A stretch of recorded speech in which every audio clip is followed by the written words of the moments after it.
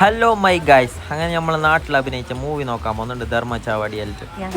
അങ്ങനെ പോകുന്ന പോക്കിന് വേനാനുള്ള പെട്രോൾ ആകുമ്പോൾ കുറച്ച് പെട്രോൾ അടിച്ചിട്ട് നേരെ വിട്ടാൽ അങ്ങോട്ട് കാറിൽ കയറിയിട്ട് പാട്ട് വെച്ചിട്ട് മോനക്ക് ഡാൻസ് കളിക്കേണ്ടിരുന്നത്. നല്ല മോന് കെട്ടിയിട്ടിട്ട് കൊണ്ടുകൊണ്ടിരുന്നു. അങ്ങനത്തെ അവസ്ഥ. ഓൻ തുള്ളാൻ കഴിഞ്ഞാൽ പിന്നെ നിർത്തലില്ല.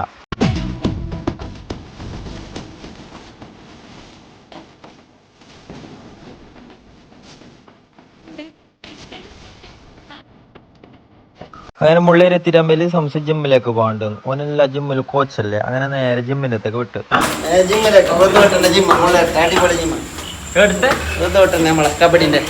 അങ്ങനെ നേരെ ഞങ്ങൾ മധുവട്ടൻ്റെ ജിമ്മിലേക്ക് കയറി.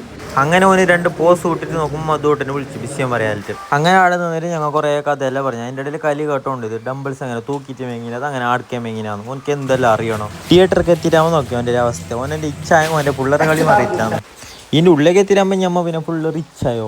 കോഫി കുടിച്ചില്ല, അങ്ങനെയില്ല. അങ്ങനെ എല്ലാവരും ഒരു കോഫി കഴിഞ്ഞിട്ട് കുടിച്ചാടുന്നു. ഓൻ്റെ ഒരു ലൈസ് എടുത്തിട്ട് മോൻ ചെല്ലിയ ബിസിയെ നോക്കിയത്.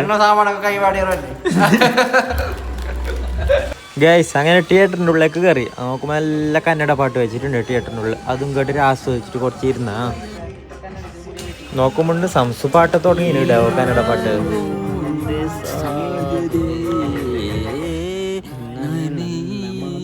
പ്രീതി പ്രീതി പ്രീതി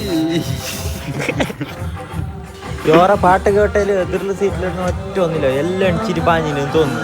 ഗൈസ് അങ്ങനെ പടം തുടങ്ങി കേട്ടാ.